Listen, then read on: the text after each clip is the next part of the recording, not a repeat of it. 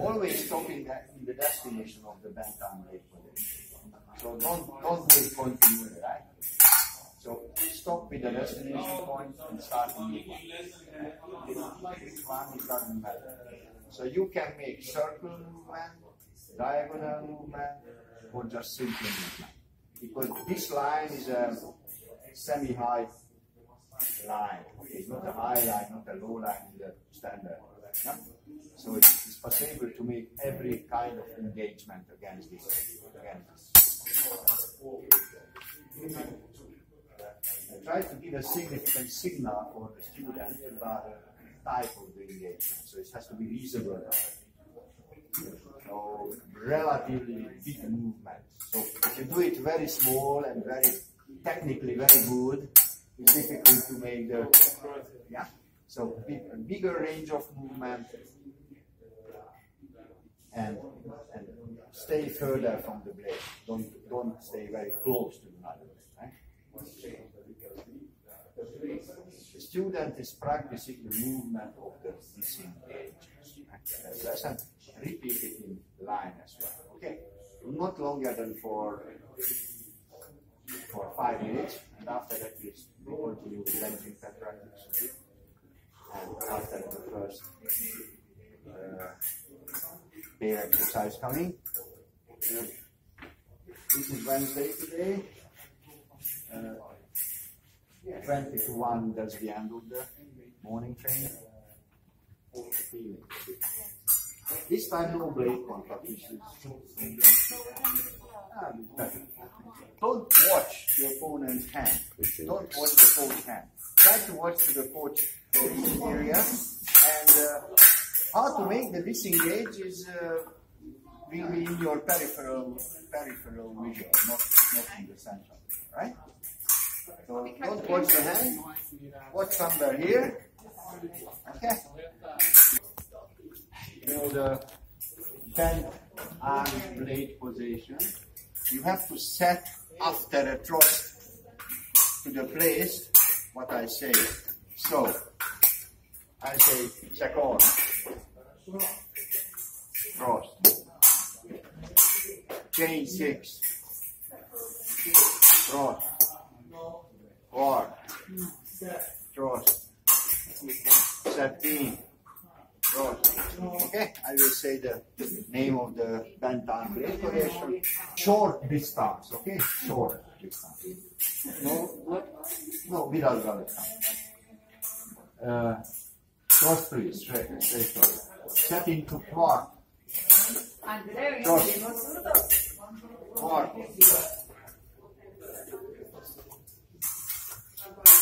Thrust. And this is for your quart. Elbow, head. Thrust. Quart. Elbow, guys, wait, I say to anyone, with quart, the elbow definitely moves from its original place, a little bit direction in the stomach. So this quart is a bad quart. But under the quart, the opponent can touch you very easily. So with the quart, always the forearm goes to the other side a little bit. Right? So this quart is bad. Forearm is working. Right? The elbow goes further in, couple of centimeters further in. Right? So look at this quart. This quart is not good, right? This quart is good. Only with the blade is not enough. Because under the quart. Okay? Not necessarily a big one. Yeah? That's fine. Okay, and your point is relatively close to the thigh. But if you don't use your forearm, only with this one, it's not enough, right? So could you show once more? Could you show once more him? That's okay. That's okay. Right. So please pay attention for the moving of the forearm. Was forearm also moving? No. Continue, please. This first line. Thrust. Chain 6. Thrust. chain 6. Sorry, a little bit, just if you can bend your back like that would be great. Yeah. Sorry. Chain 6. Trust. Check your second forearm and the blade in line with another. That's good, good. Trust. Second, trust. Quad. Trust. Chain 6. Trust. Set in. Like a spoon. Yeah. Trust. Quad. Trust. Thank you. Second line. Gentle go, not a big movement. Small, gentle go position. Yeah. Trust please. Second.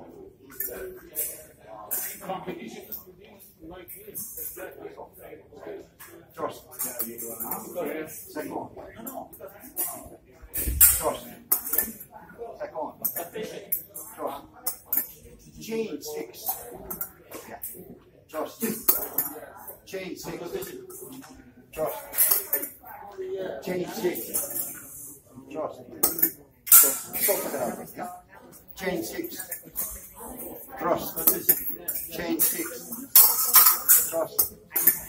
Chain 6. Trust. 17. Bend your arm. This is a bent arm straight. Trust. 17 again. Trust. 17. Always the point is the first to work with. Trust. Go on. Trust. This is a foil thrust, right? Go on. Trust. Okay, and relax. I will say recovery. Go on.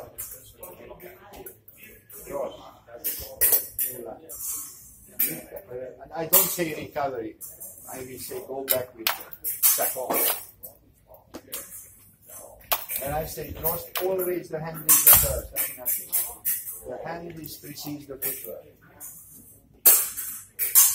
I will say recovery with go back with change. In the moment of the recovery, when you put your front heel down, at the same time have to complete the hand movement. Go back with second. And trust. Go back with second. And trust. Go back with 17. And trust. Go back with 4. And trust. And recovery and relax. Trust. Chain 6. Trust. 17. And trust. The last one. 4. Practice stop hit belly report combination. So that's the thing today. But yes, yeah. But as a warm up, we're going to do a completely different exercise. You already done it in connection with the coach footwork technique. So this is footwork technique for the coach, not for the fencer. And we have usually a very important element of the coach footwork technique: how to change distance. So, for example, usually we have two situations during giving lesson. We have two situations when it's important for the coach to change the distance. Sometimes from medium distance, you want a long distance. Some other situation, you want, after a short distance, you want a medium distance. And what you can do with your footwork to be able to show the difference for your students, between the short, in the actual moment. Yeah? So definitely the footwork is the half step forward, like a half step forward, and an immediate escape from there. Right? That's the only way for the coach to be able to change the stance, unexpected. The essence is, in the moment of the timing, in the moment of the tempo, the student must see the new distance. Don't be late with this signal. So to give this signal is not easy. Especially not easy in connection with the riposte. So most of the time the ripostes, they are stationary exercises because you must finish, the fencer must finish the riposte. Usually the fencer finishes the riposte with only with an arm, no footwork connected. Yeah? So after 19, what would be the statistic? Riposte on the spot. This happens 99% in the real fence. Or 95. I don't know, I never made this statistic. You can move with the parry, but don't move with the riposte. Yeah? The riposte is only an arm exercise, and we have a couple exceptions when the riposte goes with lunge or with flash. And to assist for this difference, that's a hard work for the coach. Charlie, only the blade. Just stay there. So the exercise is that this is a parry riposte exercise that we simulate, right? Parry with second, right? And you must make a real attack, a believable attack against the student, and that's a simulation of a real attack, and the student definitely has to feel the dangers, and he makes the parry. Right? Okay, no trust. Okay, when you finish your attack, it's no problem. This is a short distance. The student will start with the riposte just on the spot, without any footwork.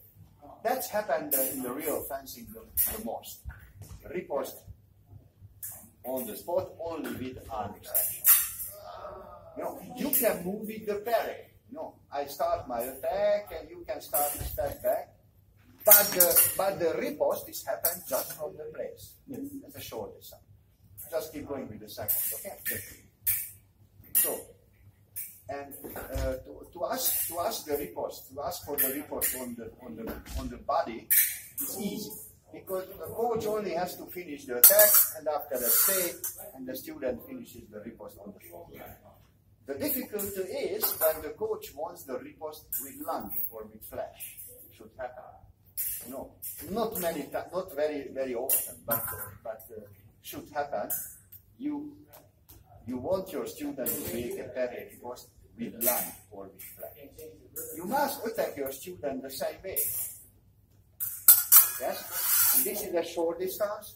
Definitely he will react only with arms.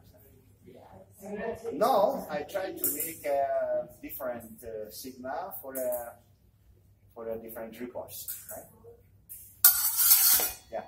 Only this is a Step back to the exercise. So you must cheat a little bit, because definitely you cannot miss your attack. Otherwise the student won't make the parry. So you have to make the same attack like before, but your arm goes forward, but you already have to go back, which is not easy. Not so much face. Yeah. So this is the footwork this time. What's the footwork? Only the parry, okay?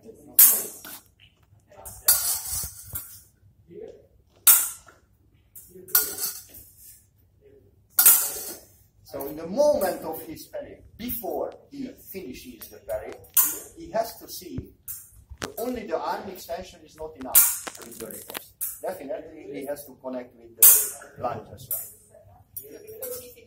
The normal riposte, to assist for the normal riposte, short distance riposte, is easy. The coach has to finish the attack. Yeah? Long step or simulation of the lunge, doesn't matter. But long step is okay. Definitely the student can finish the riposte easy. But if you want the riposte with lunge, you have to do something different. Yeah. Okay.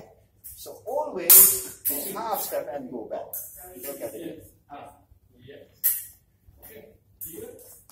That's the only way for the coach to do it. So, yeah, so just to recap, you're stepping that before they've actually finished. Exactly. Exactly. But not so far that they out. It's not necessary for the coach to get the medium distance. It's enough to start the moving from the short distance direction to the medium distance. Right? As this is enough signal for the student to understand the arm extension is not enough, therefore he will start with lunge, not with arm extension. You have to start your riposte. Yes. While you go back after a successful prayer. And it's not just you're going to get the knees again. You can move with the parry. Not But after that, the riposte most of the time happens from the place with arm extension only, or occasionally with lunge and with the parry, you can make the parry in all three possible situations. You can make a parry after a step forward as well. Why not? But please come forward. Please come forward. No, come forward with a straight cross, like a gentle attack. Start from on guard position.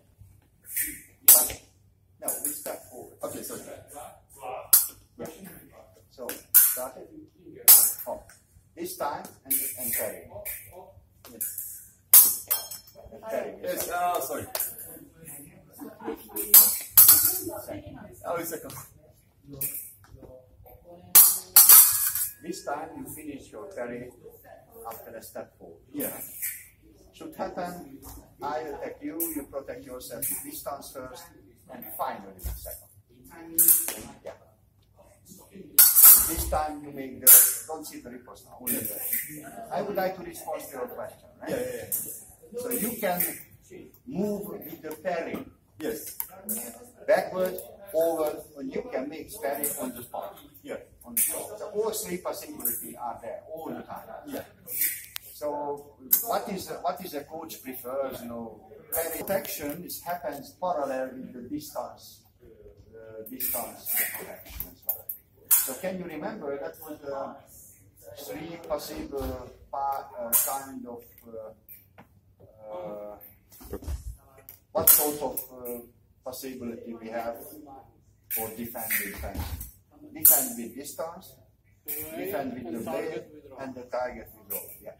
So this time, the defender is a dual defense for the defender, because he tries to protect himself with distance as well, and additionally with the parry, with the blade as well. Yeah. Okay, and this time the parry happens at the end of the step. Yeah. Before the parry, we try to pull distance. Okay, so if you are able to move with the distance, to change the distance, that's the rule. See the logic. That's generally true in all three weapons. Right? A defender, first protection for the defender is also important with the distance. And after that is the blade. So if you are able to change the original distance, what your opponent can see before the start of his attack, you have to do that. Yeah. Okay, so this is a medium distance. Look at it. I decide to make a parry with guard. That's my plan. This is a medium distance. I am waiting for his attack. Definitely, also important for me to protect myself with distance. So that's a bad mind to allow him to attack and the parry on the spot. Right? This is a parry on the spot. So if you are able to change the distance, you can see me here now. Yeah. After you start your attack, please, I have to change the distance if I can. Yeah. That's the best defending fencing. So the first protection always with distance. if possible. And after that we put them, right? So that's all. Most of time, we make the parry at the end of a step back. Not very often we step forward, definitely, that should happen, and also should happen on the spot. So for example, attack with line. He hit me here, he is in line, I am in normal fencing on guard. Repeatedly. I parry him. This time he has no chance to protect himself his distance because my riposte is much faster than his recovery. Therefore, his only chance to make a counter parry, for example. With a quarter. Let's see this. Okay. This time the parry happens on the spot. Yeah. You don't move this way, right? So many times happens the parry is no chance for the opponent to change direction. This time the riposte happens on the spot. Occasionally it should happen a step forward, but most of the time happen in step back. Yeah? Step back. That's the standard coordinate. Okay, when you put the front foot down. Okay. Usually happens on the spot, only with arm extension. Because, look, after a successful parry, what is the distance? What is the relevant distance after a successful Short. parry? Short distance. Yeah? Because the opponent is lying in front of you and you parry. This is a short distance.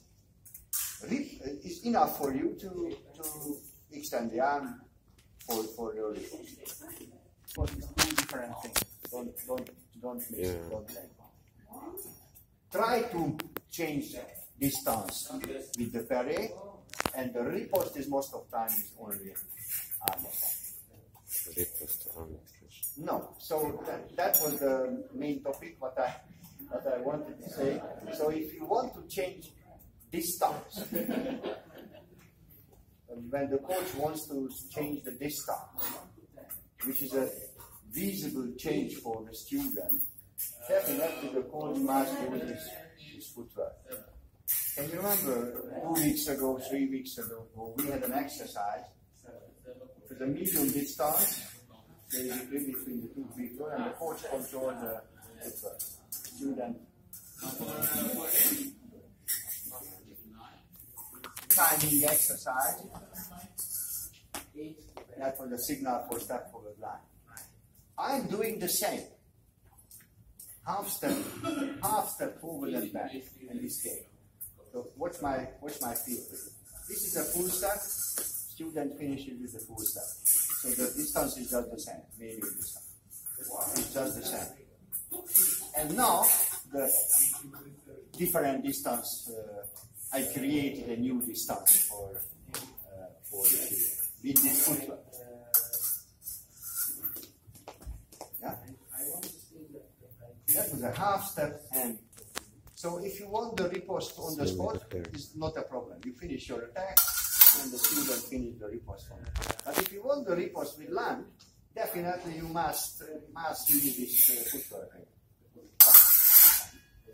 In the moment of the parry, what the student can see? If he can see a short distance, he will react with arm extension logically.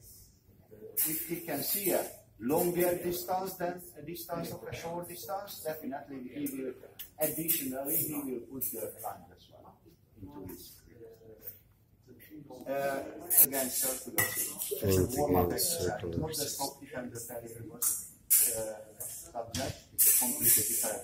Just to practice this footwork, okay? That's the main So thing. what was the exercise again? No? Yes. This is the hand exercise will be feint against circular six. Sometimes with lines, sometimes with step forward. Depends on the coach. So the base exercise is, you can start it as a stationary exercise hand signal, and that's my very native is a feint against my circular shape. Right? Would you try it? Exactly. That's the main exercise. Correct. One more. That's the main exercise. After a couple items of this on the spot, you can start moving. The exercise is just the same. Sorry. Very soft moving. Have to finish the steps always. Give the signal and then bring the main exercise. What we can see is always true. This is medium distance. Yeah.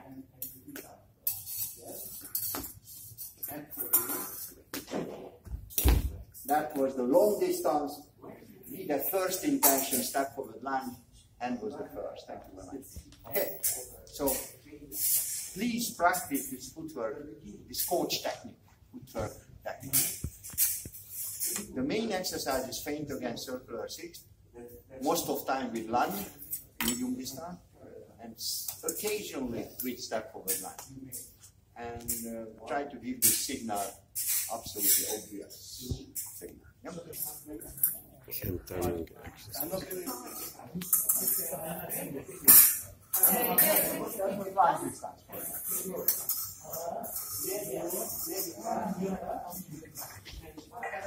This is lunge distance.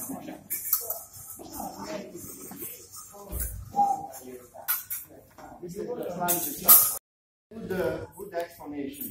You know, this is a dual information for the student. A kinestetical one and another one by the visual. Because, you know, the exercise starts in hand timing, which is a kinestetical signal for the student. Because the student doesn't see, but feels the blade. Yeah? Exercise starts in hand timing. But otherwise, the student can keep the distance by, you know, the visual information is important. So, in the moment of the timing, you give a dual information for the student. The timing for its own, you know, that's the kinesthetic, by kinestetical feeling. And parallel, the student can see the relevant distance. And he will react